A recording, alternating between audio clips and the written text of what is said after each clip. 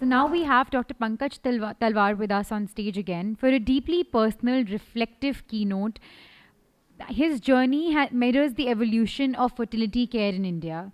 This isn't just a talk about achievements or titles, it's about the lived experience of a clinician, a scientist, a mentor, and a change maker, whose story is also the story of how Indian reproductive medicine came of age. Please give a huge round of applause for Dr. Talwar, and over to you, sir, for the keynote.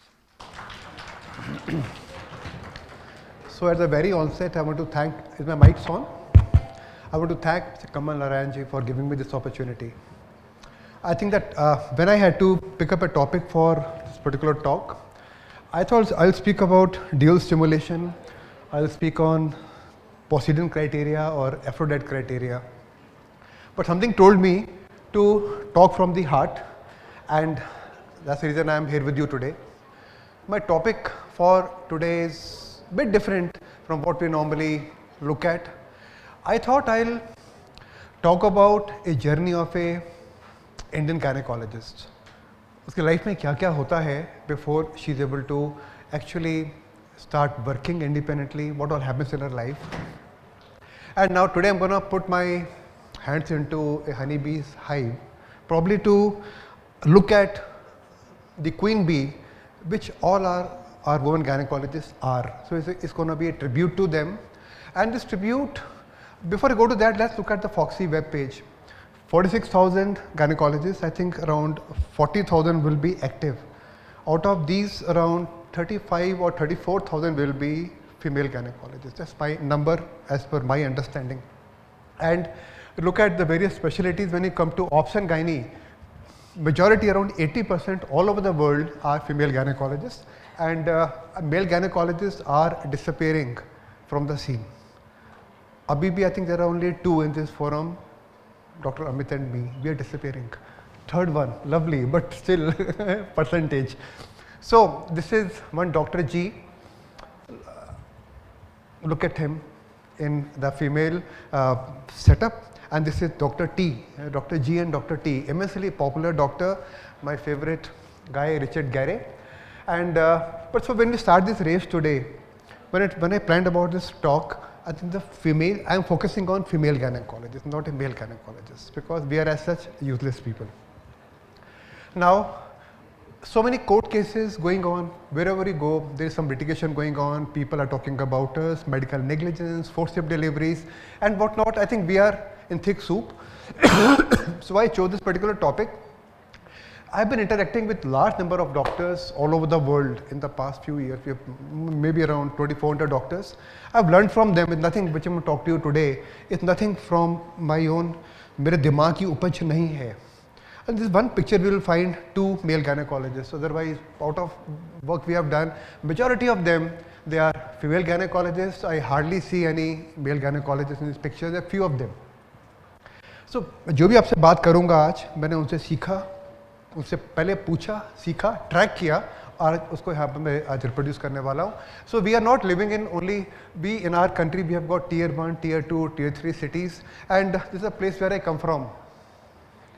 The world is not Gurugram or Mumbai. The world can be something, a small city like that. So I think the things available to a gynec will differ from place to place. So why am I here today? That's my background. I have trained the journey of a gynecologist after talking to people, and whatever they told me in the past 5 years, I'm putting in front of you. I think it's a tribute to a female gynecologist, and how will it help all of us? Let's understand the complexity of evolution of a female gynecologist, evolution of a female gynecologist, nuances of being a female gynecologist, and deep dive into the unknown subject. We take a gynecologist for granted. This is what I wanted to show, that how much they do for the community. And who is a gynecologist? Someone who can probably wear gloves like that, and who can go to the labor room. Obstetrician is the most important thing, and then they probably deliver a lovely baby. That's a job of a gynecologist. Maybe she'll take out a uterus or something, but this is what a gynecologist does. Now, the life of a gynecologist is a journey of 10 centimeters. Actually, I'm also a gynecologist. It's only 10 centimeters which drives our life. It's a fact, ma'am. Dr. C.N. Purandare said that. I'm quoting Dr. C.N. Purandare. In that 10 centimeters journey of delivering the little baby, she's dealing at 3 lives. Life of the baby, life of the mother. And I think she dies every time she delivers a child, because I know I've been an obstetrician myself for more than 15-20 years. She's dealing with, but unfortunately we don't speak about her life. We speak about the life of the little baby. We speak about the life of the mother, maternal mortality, fetal mortality, but we never talk about her mortality. She's dying every day, she's pulsating and intensely judgmental surrounding, everybody looking at her, and just to jump upon her, people are there. Timeline journey of a female gynecologist. Now look at it very intensely. We have very senior gynecologist sitting over here. Just think about the timeline journey and tell me in case I'm wrong, do stop me there.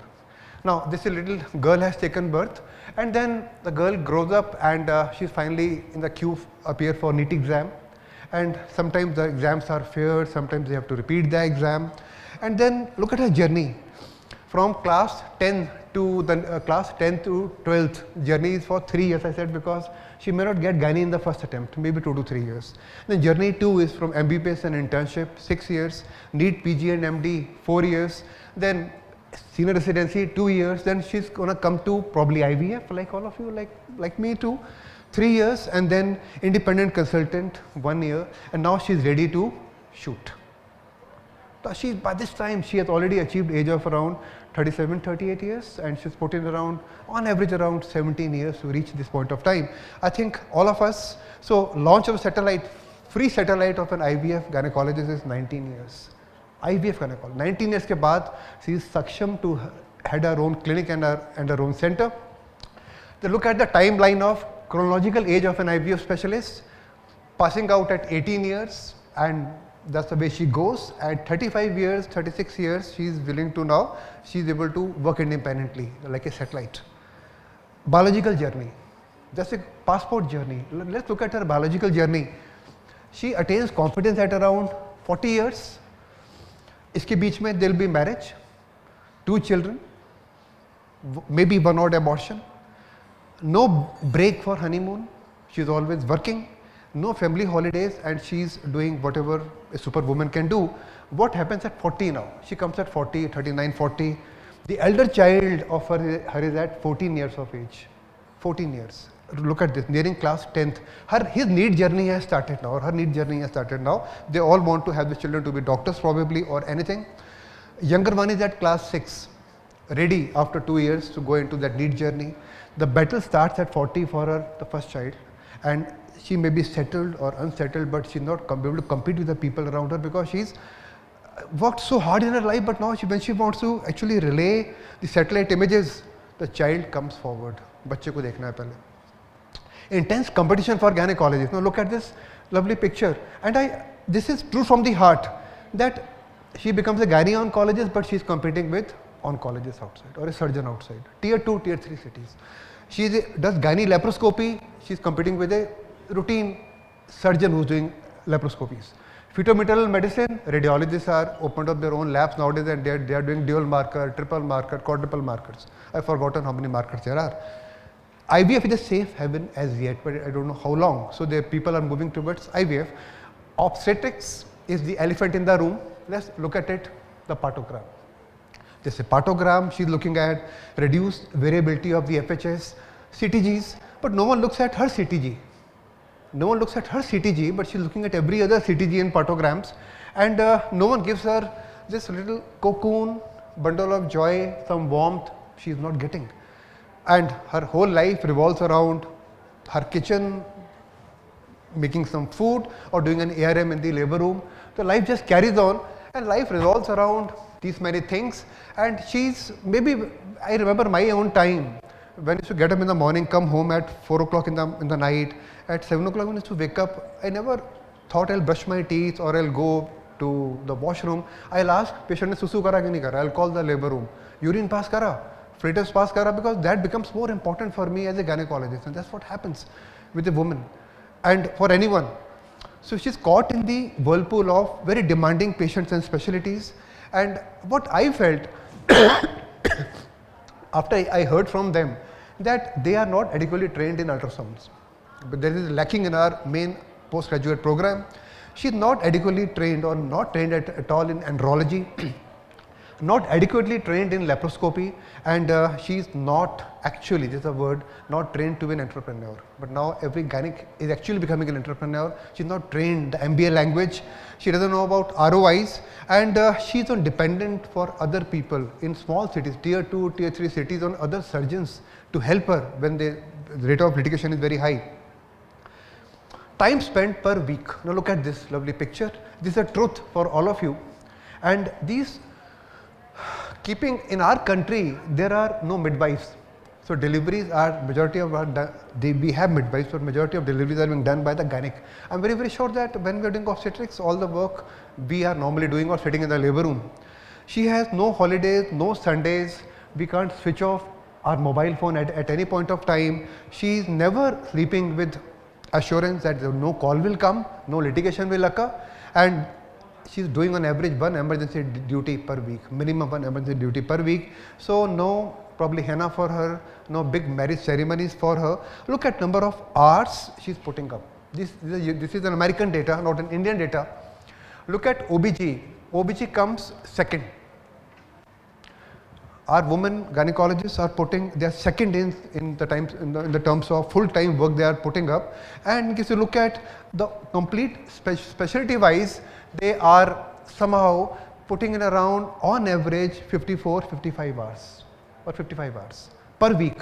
And average working hours for Indian are 46 hours.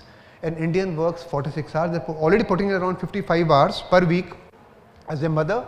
So average emergency specialist puts in around 65 hours, but an Indian woman, when I've done my calculation, which is a true calculation, she's putting around 82 to 83 hours per week.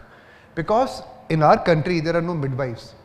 That data was from European countries where for every delivery, midwife is the first point of contact. You are hardly ever called. Now here, there is no midwife working. So she's working around the clock and she's putting around 83 to 85 hours per week. Think about it, more than double which an Indian is putting, our female gynecologists are putting. Just think about this, and I think we don't even realize it. The most hardworking people in our country are gynecologists.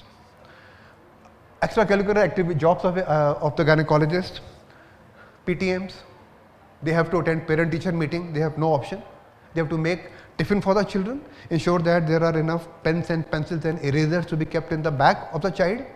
They have to wash vegetables, wash utensils, and what happens behind this lovely slacks which she has created, we never realize.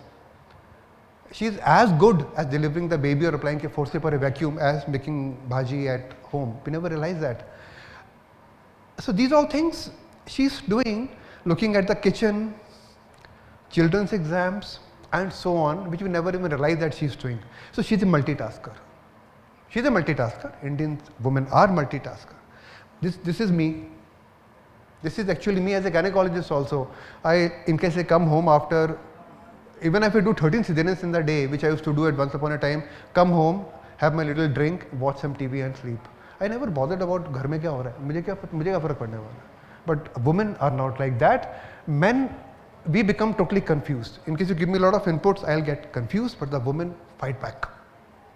Issues which gynecologists face, again female gynecologists face, they face some amount of depression. Obviously they get tired and there is no one to, because no one actually understands them. She's got no one to talk to. She keeps working.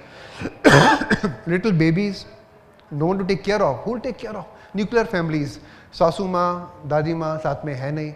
They are staying in big cities or small cities. They are all alone. Probably she's crying like this. And this all I have learned from my people who come to me for learning. Look at the burnout rate. Obs and gynae, 53%.